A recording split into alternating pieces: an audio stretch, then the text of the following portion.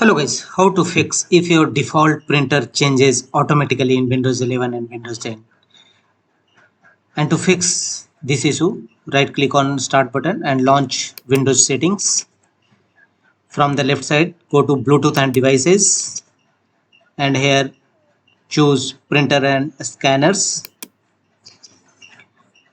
Thereafter select your printer,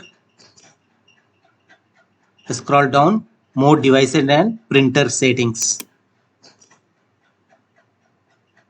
Here expand printer option. Right click on your printer and choose set as default printer. Click on OK.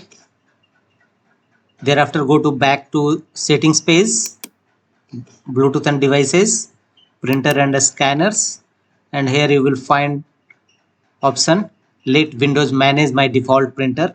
Turn the toggle button off or disable this feature. Now your printer will not change default automatically. That's all.